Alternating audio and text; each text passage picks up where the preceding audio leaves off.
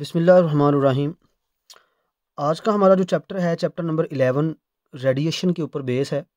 Griffith की book advance electrodynamics जो है उसका ये चैप्टर है, चैप्टर नंबर 11। इसमें हमने रेडिएशन के बारे में डिस्कस करना है, डाइपोल रेडिएशन के बारे में डिस्कस करना है, इलेक्ट्रिक फील्ड फाइंड आउट करनी है, मैग्नेटिक फील्ड फाइंड आउट करनी है। तो रेडिएशन, कौन सी रेडिएशन? इलेक्ट्रोमैग्नेटिक रेडिएशंस, उनकी हमने यहाँ पर बात करनी है। अब इलेक्ट्रोमैग्नेटिक रेडिएशंस जितनी भी होती हैं, आपको पता है उनके अंदर इलेक्ट्रिक फील्ड भी मौजूद है, मैग्नेटिक फील्ड भी मौजूद है। तो हमने क्या करना है, इलेक्ट्रिक फील्ड को भी कैलकुलेट करना है, मैग्नेटिक फील्ड को भी कैलकुलेट करना है, और रेडिएशन से मिलने वाली जो पावर है हमने उस पावर को भी कैलकुलेट करना है। तो ये इस चैप्टर का बेसिक कंसेप्ट है जो हमने इस्तेमाल करना है। अब पावर कैलकुलेट करने के लिए हम इस्तेमाल करते हैं पॉइंटिंग वेक्टर को। इलेक्ट्रिक फील्ड, मैग्नेटिक फील्ड, इनको फाइंड आउट करने के लिए हम इलेक्ट्रिक पोटेंशियल, जिसे हम इलेक्ट्रिक स्केलर पोटेंशियल कहते हैं, और magnetic vector potential, magnetic field find out करने के लिए हम इनका सहारा लेते हैं। तो चलते हैं बेसिक डेफिनेशन की तरफ, उसके बाद हम इनकी कैलकुलेशंस की तरफ मूव ऑन करेंगे। तो रेडिएशन क्या है? जब चार्जेस एक्सेलरेट करते हैं तो उनकी फील्ड जो है वो एनर्जी ट्रांसमिट कर रही होती है। अब वो जो एनर्जी है वो इरिवर्सिबल होती है, मतलब एक जगह पे चार्ज वाइब्रेट किए, वहाँ से फील्ड जनरेट हुई, उस फील्ड ने एनर्जी क्रिएट की, अब वो एनर्जी ट्रांसमिट हो गई, एक जगह को छोड़ के दूसरी जगह चली गई। अब ऐसा नहीं हो सकता कि वो एनर्जी वापस आ जाए, इस वजह से हम इसके लिए वर्ड यूज़ करते हैं इरिवर्सिबल। अब देखिए यहाँ पर, transport energy irreversible out to infinity, such process is called radiation. तो ऐसा प्रोसेस जिसमें हमारे पास एनर्जी ट्रांसपोर्ट होती है, इन्फिनिट का मतलब है आपको बहुत दूर चली जाती है, हम एग्जैक्ट वहाँ पर नहीं पहुँच सकते कि कहाँ तक रेडिएशन जा रही है, इसलिए हमने यहाँ पे इन्फिनिट का कंसेप्ट इस्तेमाल किया है। अब हमारे पास ये लेट कर लेते हैं कोई एक स्फीयर है या कोई एक ऑब्जेक्ट है या सर्कल है जिसके अंदर एक सोर्स पड़ा है, और ये सोर्स कोई चार्ज हो सकता है जो कि वाइब्रेट करता है। अब यहाँ पर चार्ज वाइब्रेट करता है, हमने इफेक्ट इस पॉइंट पर फाइंड करना है। अब यहाँ पर जब चार्ज वाइब्रेट करेगा तो हमें उसकी वाइब्रेशन से पैदा होने वाली जो रेडिएशन है वो यहाँ पर मिलेगी। यहाँ से यहाँ पर पहुँचने में जो डिस्टेंस कवर होगा वो r है, जिस स्पीड से कवर होगा वो c है।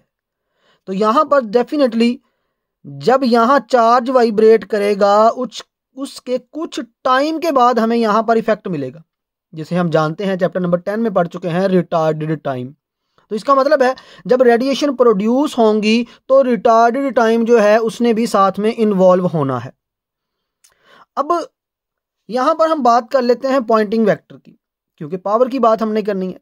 तो पॉइंटिंग वेक्टर जो है वो basically power per unit area है। अगर एरिया को मैं इस साइड पे मल्टीप्लाई कर दूं तो मेरे पास पावर आ जाएगी। तो पावर जो है इसको हम इंटेग्रल फॉर्म में अगर लिखें तो ये मेरे पास कुछ इस अंदाज में होगी, s डॉट डी ए इंटेग्रल, कौन सा? सरफेस इंटेग्रल, और ये पावर है। अब s किसके बराबर है? बेसिक डेफिनेशन पॉइंटिंग वेक्टर की वो है जी, s is equal to E cross B over mu naught. ये वैल्यू उठा के हम यहाँ पुट करते हैं, म्यू नॉट कॉन्स्टेंट ये बाहर आ गया, E cross B dot D A, ये हमारे पास पावर। चूंकि यहाँ से यहाँ पहुँचने में कोई टाइम कंज्यूम हुआ है, इस वजह से रिटार्डेड टाइम में शामिल होना है। तो इसलिए हम यहाँ पर टी नॉट जो ले रहे हैं वो हम जानते हैं टी माइनस आर ओवर सी है। तो ये टी अगर हम निकालें तो ये टाइम इस तरफ जाके T not plus R over C, यानी ये प्रॉपर टाइम है, यानी वो टाइम जहाँ यहाँ पे चार्ज वाइब्रेट किया, लेकिन हमें जब मिलेगा वो इतने टाइम के इजाफे के बाद मिलेगा। तो ये हमारे पास क्या है जी, टाइम आ जाएगा। अब हम ये टाइम को यहाँ पर टी की जगह पुट करें तो ये हमारे पास जो पावर है, लिमिट लगाने के बाद हम इसको कैलकुलेट करते हैं, टाइम अप्रोचेस टू इन्फिनिट, यानी टाइम बहुत ज़्यादा हो सकता है, क्योंकि जो रेडिएशंस हैं उसने एक जगह पे नहीं रुकना, उसने फैलना है, इस वजह से हम टाइम अप्रोचेस टू इन्फिनिट कहते हैं। तो ये हमारे पास पावर है, this is energy per unit time. अब देखें पावर की जो बेसिक डेफिनेशन है वो क्या है, वो है W ओवर T। अब W का यूनिट भी जूल है और एनर्जी का यूनिट भी जूल है, इसलिए हम इसको सिंपली कह देते हैं एनर्जी पर यूनिट टाइम। तो ये हमारे पास this is energy per unit time that is carried away and never came back, कि ये वो एनर्जी है जो पर यूनिट टाइम में निकलती है और कभी भी वापस नहीं आती। अब इसको स्टडी करने के बाद हमें यहाँ पर एक बात को जहन में रखना है कि जब हम इसे स्टडी करते हैं तो हमें फील्ड मिलती है। कोई भी फील्ड उस वक्त रेडिएशन जनरेट कर पाती है जब वो फील्ड जो है इलेक्ट्रिक फील्ड हो सकती है, मैग्नेटिक फील्ड हो सकती है, वो इनवर्सली बिहेव करे आर के साथ, डिस्टेंस के साथ। यानी फील्ड का अगर आर के साथ इनवर्स रिलेशन होगा तो रेडिएशन जनरेट होती मिलेगी, लेकिन अगर इलेक्ट्रिक फील्ड का आर के साथ स्क्वायर केस में इनवर्स है तो यहाँ से रेडिएशन जनरेट होती हमें नहीं मिलेगी। ये स्टैटिक का केस आ जाएगा और ये डायनामिक का केस है। डायनामिक के केस में रेडिएशन मिलनी है, यहाँ पर रेडिएशन नहीं मिलनी। तो ये इसको ऑब्जर्व करने के बाद हमें ये बात समझने को मिलती है। अब देखिए हम कैलकुलेशन करेंगे, प्रॉपर अपने टॉपिक की तरफ आते हैं जो है इलेक्ट्रिक डाइपोल रेडिएशन, कि हमने ये कैलकुलेट करना है कि इलेक्ट्रिक डाइपोल हमारे पास मौजूद हैं तो उनसे रेडिएशंस जो पैदा हो रही हैं उनसे पैदा होने वाली रेडिएशन की पावर क्या है और वो पावर किस तरह से ट्रांसमिट हो रही है, ये हमने स्टडी करना है यहाँ पर। तो डाइपोल, डाई का मतलब दो है, तो हम यहाँ पर लेते हैं दो चार्जेस हैं हमारे पास, ये हमने वाई एक्सिस ले लिया, ये हमने जी एक्सिस ले लिया। ये आ गया इसका ओरिजिन। ये हमारे पास कोई फील्ड पॉइंट है जहाँ पे हमने क्या करना है जी, इफेक्ट जो है उसको ऑब्जर्व करना है। अब एक चार्ज ये है जिसे हमने क्यू पॉजिटिव कह दिया, एक चार्ज ये है जिसे हमने क्यू नेगेटिव कह दिया। क्योंकि चार्ज ऑसिलेट कर रहे हैं इसलिए हम सिंपल चार्ज नहीं लिखेंगे बल्कि charge in the sense of oscillation लिखेंगे। तो charge in sense of oscillation या तो साइन का फंक्शन आएगा साथ में या कोसाइन का फंक्शन आएगा। तो यहाँ पर हम रियल को फॉलो करते हैं तो रियल में कॉज इस्तेमाल होता है, इमेजिनरी में हम साइन लेते हैं। तो हमारे पास ये साइन का फंक्शन आ जाएगा दोनों के साथ, एक पॉजिटिव है और एक नेगेटिव है, इसलिए Q is equal to Q not cos omega T और Q not cos omega T with minus sign. ये हमारे पास चार्ज चूंकि ऑसिलेट कर रहे हैं इसलिए हमने क्या लगाया है, कॉज लगाया है। अब इन दोनों चार्जेस के दरमियान जो डिस्टेंस है वो है d। ओरिजिन से जो दोनों चार्जेस का फासला है वो d/2 है। यहाँ पर मेरे से कम ज़्यादा हो गया लेकिन ये एग्जैक्ट d/2 ही बनता है। अब जब चार्ज ऑसिलेट करेगा यहाँ पर हमें फील्ड पॉइंट के ऊपर इफेक्ट मिलेगा, तो चार्ज को हमने यहाँ पर ऑब्जर्व किया लेकिन एग्जैक्ट वो यहाँ पर तब नहीं होगा जब हमें ये मिलेगी, तब ये चार्ज किसी और जगह पर पहुँच चुका होगा। इसलिए हमने इसको यहाँ पे ये ऑब्जर्वर पॉइंट जो है इसका नाम दे दिया, ये यहाँ पर आ जाएगा। यहाँ से ये डिस्टेंस r पॉजिटिव मान लेते हैं क्योंकि पॉजिटिव चार्ज है और ये डिस्टेंस यहाँ से r नेगेटिव। ओरिजिन से ये फासला हमने r मान लिया जनरल डिस्टेंस। तो ये डायग्राम है इसकी। अब डायग्राम के अकॉर्डिंग हम यहाँ पर कोसाइन लॉ जो है उसको इस्तेमाल करते हैं और ये हम फर्स्ट ईयर क्लासेस के अंदर यानी इंटरमीडिएट के अंदर पढ़ चुके हैं। कोसाइन लॉ उसको हमने यहाँ पे यूज़ करना है कि ये r जो है हमारे पास r पॉजिटिव वाला या r नेगेटिव वाला जो हम लेते हैं ये बराबर किसके है जी, ये है हमारे पास ये r का स्क्वायर प्लस ये डिस्टेंस जो है उसका स्क्वायर माइनस 2r, इनके दरमियान जो एंगल है वो 2r d/2 cos थीटा। तो ये हमने यहाँ पे फार्मूला लगा दिया माइनस 2r d और cos थीटा। वहाँ पे जो फार्मूला हमने पढ़ा था फर्स्ट ईयर में वो a b और c की सेंस में था, यानी a square is equal to b square plus c square minus 2abc cos theta, 2ab cos theta की सेंस में। तो यहाँ पर हमने वही फार्मूला इस्तेमाल किया। तो d का स्क्वायर और 4 आ गया, r का स्क्वायर रूट लिया तो ये हमारे पास d 2/2 से कैंसिल होकर r d cos थीटा आ गया। अब चूंकि हमारे पास फील्ड पॉइंट तक पहुंचने में दो डिस्टेंस है, एक r पॉजिटिव है एक r नेगेटिव है, इस वजह से हम यहाँ पर r पॉजिटिव और नेगेटिव का इस्तेमाल करते हैं। देखें जब आपने r सिंपल लिया तो माइनस आया, अगर पॉजिटिव लेंगे तो माइनस है, नेगेटिव लेंगे तो पॉजिटिव हो जाएगा। तो ये पॉजिटिव और नेगेटिव, पॉजिटिव है तो नेगेटिव में, नेगेटिव है तो पॉजिटिव में। ये थोड़ा सा इनके बारे में आपने डिफरेंस जो है इसको जहन में रखना है। अब डाइपोल की बात हो रही है तो हम यहाँ पे डाइपोल मोमेंट भी कैलकुलेट करते हैं। डाइपोल मोमेंट क्या होता है, डाइपोल मोमेंट को P से ज़ाहिर करते हैं और ये इक्वल है Q इंटू D, यानी एक चार्ज की मैग्नीट्यूड और दोनों के दरमियान का फासला उसको मल्टीप्लाई किया जाता है तो वो डाइपोल मोमेंट होता है। डाइपोल मोमेंट एक वेक्टर क्वांटिटी होती है और इसकी जो डायरेक्शन होती है वो नेगेटिव टू पॉजिटिव होती है, ये आपने याद रखना है, ये BS का कंसेप्ट है। अब यहाँ पर क्यू डी, क्यू की वैल्यू हमने पुट कर दी Q not cos omega T, और साथ में ये डिस्टेंस आ गया। अब डी और क्यू नॉट मिलके ये हमारे पास मैक्सिमम डाइपोल मोमेंट दे देते हैं, तो इन दोनों की जगह हमने पी नॉट पुट कर दिया, P not is the maximum dipole moment. अब हम जानते हैं कि पोटेंशियल जो है उसको जब हम लिखते हैं तो वो फॉर्मूला ये है के क्यू ओवर आर। के का मतलब आपको पता होना चाहिए, के जो है वो बराबर है 1/4 पाई एप्सिलॉन नॉट। अब बार बार ये लिखने की बजाय मैं सिंपल के का इस्तेमाल करता हूँ, तो हम इसकी जगह के लिख देते हैं, के क्यू ओवर आर। अब क्यू चूंकि हमारे पास डाइपोल है तो क्यू दो इस्तेमाल हो रहे हैं, तो हम दो क्यू लिखेंगे, क्यू और ये एक क्यू पॉजिटिव वाला और एक नेगेटिव वाला, क्योंकि दोनों को कंबाइन करना है प्लस आता है, लेकिन एक चार्ज नेगेटिव का इसलिए दरमियान में माइनस आया।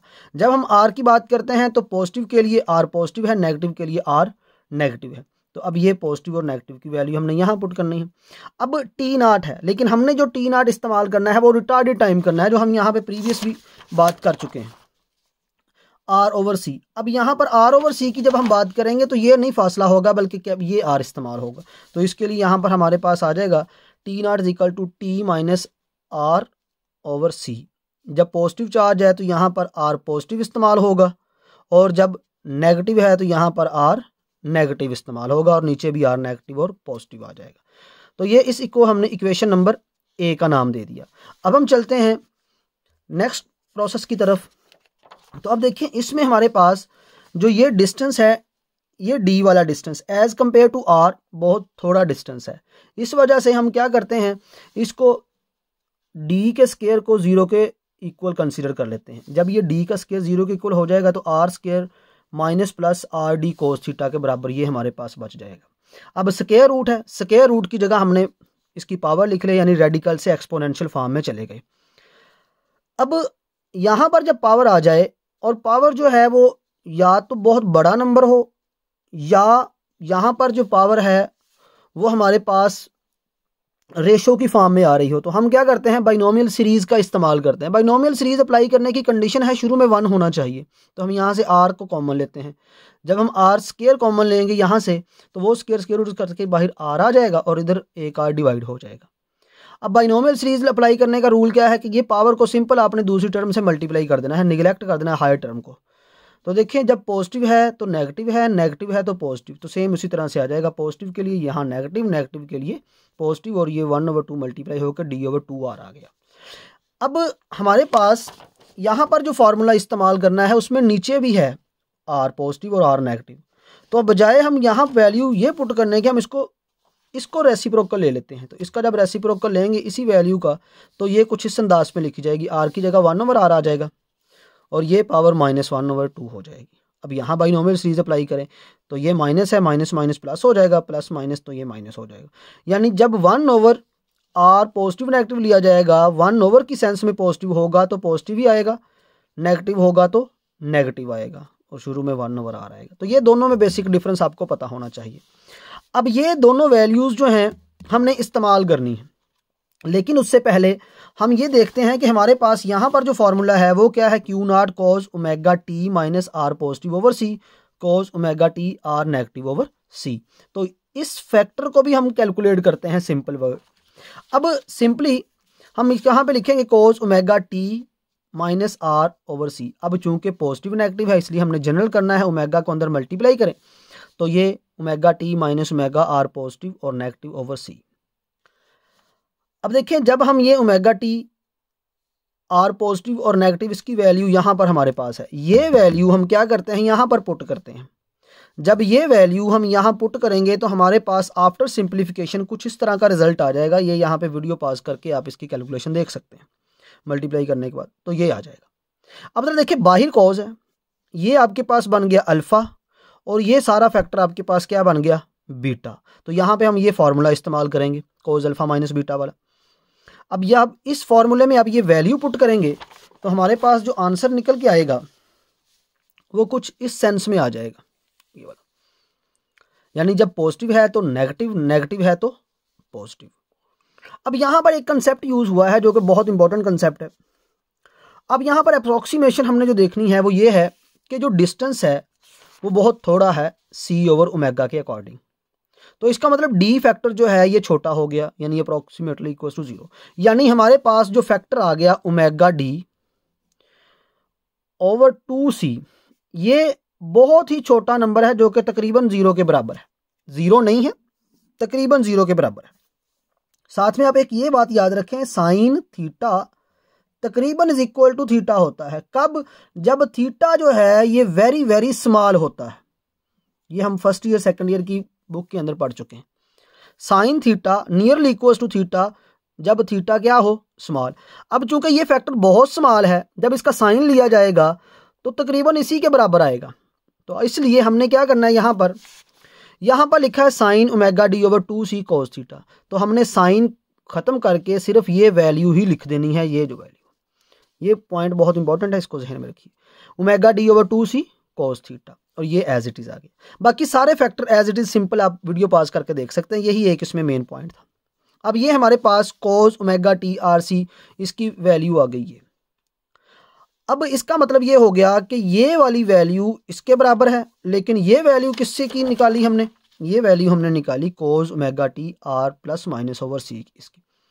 तो इसकी जगह पे अब हम ये वैल्यू पुट करेंगे, लेकिन देखेंगे पॉजिटिव की सेंस में क्या है, नेगेटिव की सेंस। जब पॉजिटिव है तो नेगेटिव वाला, जब नेगेटिव आर पुट करना है तो पॉजिटिव वाला। तो ये देखिए, ये फार्मूला था हमारे पास। इस फार्मूले में हमने क्या करनी है, अब ये वैल्यू पुट करनी है।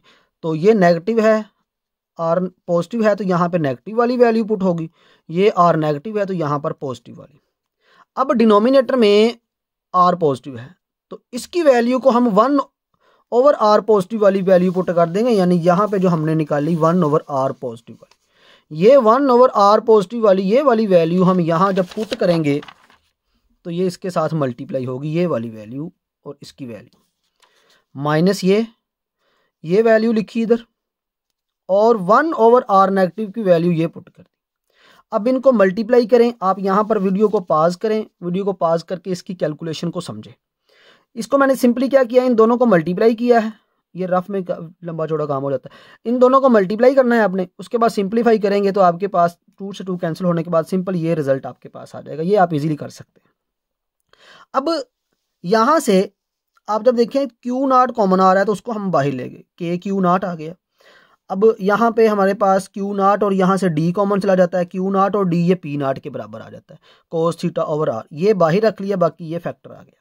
अब इसके बाद देखें, अगर ओमेगा जो है इसकी बात की जाए तो ये एंगुलर फ्रीक्वेंसी यानी वाइब्रेशन को शो कर रहा है। अगर स्टैटिक चार्ज होगा, वाइब्रेट नहीं कर रहा होगा, तो ओमेगा 0 होगा। ये सारा 0 होके बाकी ये हमारे पास आंसर बच जाएगा जब हम स्टैटिक की बात करेंगे। ये देखें, if we use static field then omega is equal to 0, then v is equal to K P not cos theta over R square. तो ये हमारे पास स्टैटिक पोटेंशियल आ जाता है डाइपोल का। लेकिन हमारा जो कंसर्न रेडिएशन से है, तो रेडिएशन के केस में हमारे पास हमेशा जो होगा वो क्या है, चार्ज वाइब्रेट कर रहे होते हैं। तो चार्ज वाइब्रेट करने के लिए हमारे पास जो यही रिक्वायर्ड आंसर है, हम उसी को एज इट इज़ जो है वो अपना आंसर मान लेते हैं। तो ये हमारे पास इलेक्ट्रिक वेक्टर स्केलर पोटेंशियल जो है वो आ जाता है। अब इसमें हम क्या करते हैं जी, अप्रोक्सीमेशन की बात कर लेते हैं। आर डिस्टेंस जो है सी ओवर ओमेगा के अकॉर्डिंग बहुत बड़ा है, इसलिए जब आर की वैल्यू बहुत बड़ी मानी जाएगी तो 1 ओवर आर तो बहुत छोटा नंबर हो जाएगा। तो जब 1 ओवर आर छोटा हो जाएगा तो 1 ओवर आर ये सारा 0 हो गया, तो ये ख़त्म हो गया, सिर्फ हमारे पास ये वैल्यू बच गई।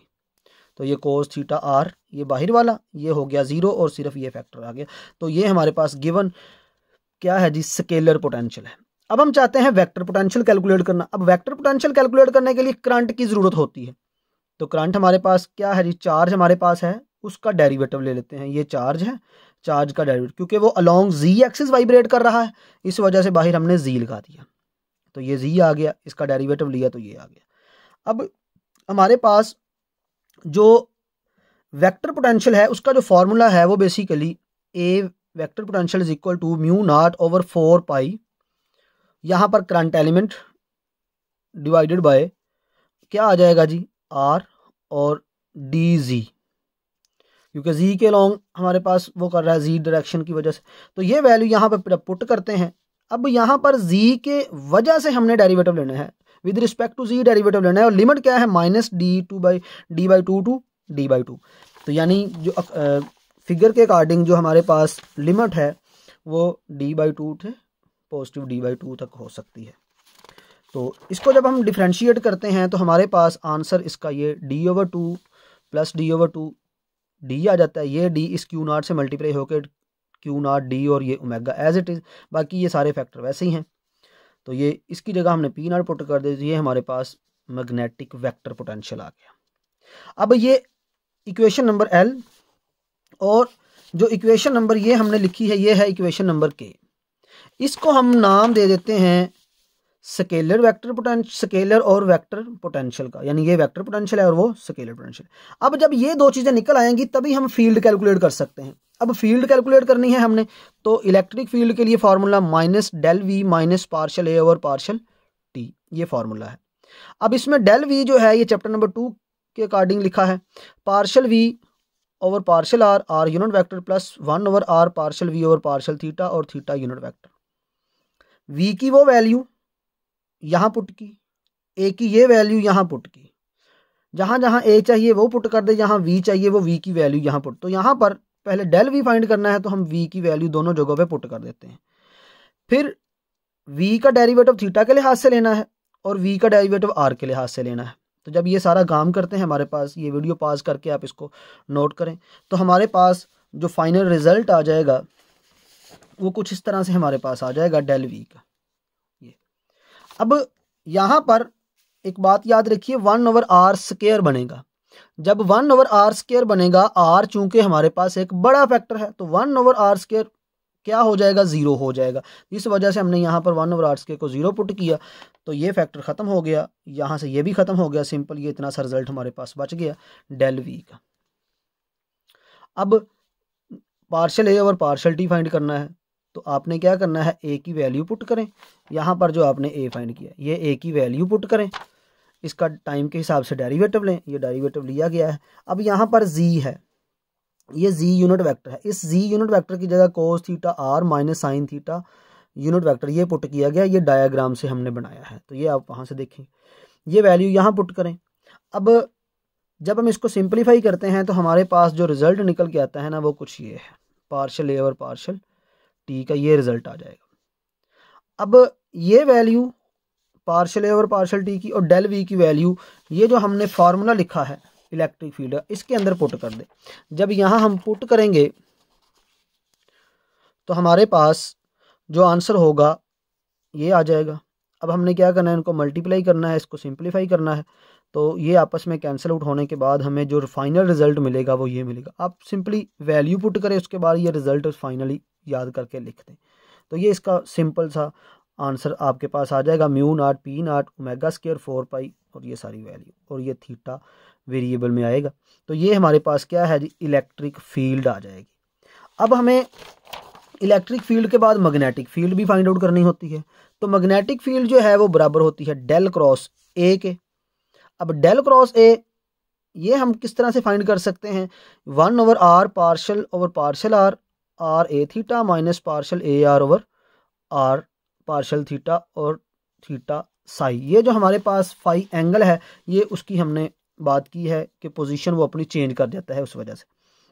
अब जब इसके अंदर ये ए की वैल्यू थीटा जो है हमारा, आर जो है हमारे पास, क्योंकि वाई के लॉन्ग हमने लेना है तो वाई के लॉन्ग साइन थीटा लिया जाता है, इसलिए इसकी जगह साइन थीटा, ए की वैल्यू जो पीछे फाइंड आउट की वो वैल्यू पुट कर दी, और थीटा के ऊपर ये डिपेंड नहीं कर रहा होता इसलिए उसका डेरिवेटिव 0 आ जाएगा। तो ये फाई उसकी वैल्यू आ गई। अब यहाँ पर आर के हिसाब से आपने डेरिवेटिव लिया तो हमारे पास ये रिजल्ट आ जाएगा। इसको जब सिंप्लीफाई करेंगे तो ये आपके पास इसका फाइनल आंसर होगा जो कि मैग्नेटिक फील्ड है। अब मैंने बताया था कि हमने इलेक्ट्रिक फील्ड फाइंड करनी है, मैग्नेटिक फील्ड फाइंड करनी है, उसके बाद पावर फाइंड करनी है। तो पावर फाइंड करने के लिए पॉइंटिंग वेक्टर का सहारा लेना पड़ता है। तो देखिए हमारे पास पॉइंटिंग वेक्टर जो है 1 over mu not E cross B है। ई और बी इन दोनों को आपस में क्रॉस प्रोडक्ट ले लें। जब क्रॉस प्रोडक्ट लेंगे तो पॉइंटिंग वेक्टर ये आ जाएगा। अब जब भी हमने पावर फाइंड करनी होती है एवरेज पॉइंटिंग वेक्टर लिया जाता है। जब एवरेज टाइम एवरेज लेते हैं तो कोस स्क्वायर जो है उसकी वैल्यू 1 ओवर 2 आ जाती है। बाकी सारा कुछ ऐसे ही रहेगा, कोस स्क्वायर की जगह हम यहाँ पर इतने जगह पे 1 ओवर 2 लिख देंगे। जब इसको सिंप्लीफाई करेंगे तो ये आंसर हमारे पास निकल के आएगा। वीडियो को पॉज करके आप नोट कर सकते हैं। अब हमने पावर जो फाइंड करनी है, टोटल पावर रेडिएटेड, तो उस केस में हम क्या करते हैं, यहाँ पर इंटीग्रेशन अप्लाई कर देते हैं। जब इंटीग्रेशन अप्लाई करेंगे तो S dot D A integration, ये एस की वैल्यू यहाँ पुट की, तो यहाँ पर हमारे पास जो रिजल्ट आएगा sine square theta over R square sine theta D theta over D phi, ये एरिया जो है ये इसके बराबर है, ये आपने याद रखना है, R square sine theta D theta over D phi. अब ये वैल्यू हम यहाँ पर पुट करेंगे, ये फैक्टर हमारे पास प्रीवियस चैप्टर जो है वहाँ से आता है, तो ये डी ए आपने surface area in the sense of sine theta लिखना है, इसके बराबर है। जब ये आर से आर स्क्वायर कट जाएगा, ये साइन क्यूब थीटा आ जाता है और साथ में डी फाई है। जो फाई होता है उसकी लिमिट 0 to 2 पाई है और जो थीटा है उसकी लिमिट 0 to पाई है। तो साइन क्यूब थीटा इसकी जब हम इंटीग्रेशन करते हैं 4/3 आ जाता है और जब डी थीटा 0 to 2 पाई करते हैं तो 2 पाई आ जाता है। जब ये वैल्यू हम यहाँ पुट करके सिंपलीफाई करते हैं तो ये हमारे पास रिक्वायर्ड आंसर आ जाता है। तो ये हमारे पास जो टोटल पावर रेडिएटेड है ये उसके बराबर है। यही फार्मूला हमें बता रहा होता है कि जो हमारे पास स्काई है वो ब्लू कलर में नज़र क्यों आ रहा है, क्योंकि यहाँ पर जो एंगुलर फ्रीक्वेंसी आ रही है, यानी जो लाइट हम तक पहुँच रही है, वो जब टकराती है एटमॉस्फेयर से तो वहाँ पर जो फ्रीक्वेंसी होती है वो 4 टाइम बन के नज़र आती है। जब फ्रीक्वेंसी 4 टाइम बन के नज़र आएगी तो जो वेवलेंथ है वो और छोटी हो जाएगी, क्योंकि जो वेवलेंथ है और जो फ्रीक्वेंसी है उनका आपस में इन्वर्स रिलेशन है, ये आप जानते हैं, E is equal to H F. और एक हम ये भी रिलेशन जानते हैं, V is equal to F lambda. अगर इस रिलेशन को हम फोकस करें ना तो हमें पता चल जाता है फ्रीक्वेंसी और लैम्डा जो है इनका आपस में इन्वर्स रिलेशन है। अगर फ्रीक्वेंसी ज़्यादा होगी तो वेवलेंथ कम होगी। वेवलेंथ कम, अगर हम लाइट की बात करें तो हमारे पास जो कम वेवलेंथ वाली लाइट है वो रेड नहीं है, रेड की वेवलेंथ ज़्यादा है। ब्लू कलर जो है उसकी वेवलेंथ कम है, तो हमें जो स्पेक्ट्रम इजीली मिल जाता है वो शॉर्ट वेवलेंथ का मिलता है और शॉर्ट वेवलेंथ ब्लू कलर की है, इसलिए हमें स्काई जो है वो ब्लू कलर में नज़र आता है। यहाँ ओमेगा की 4 है, यानी फ्रीक्वेंसी ज़्यादा और वेवलेंथ कम। वेवलेंथ जब कम होगी तो वो किस पैटर्न में लाई करेगी, ब्लू पैटर्न में वो लाई करेगी, तभी हमें स्काई जो है वो ब्लू कलर का नज़र आता है। तो ये था हमारा आज का टॉपिक, मिलते हैं इंशाल्लाह नेक्स्ट आर्टिकल में।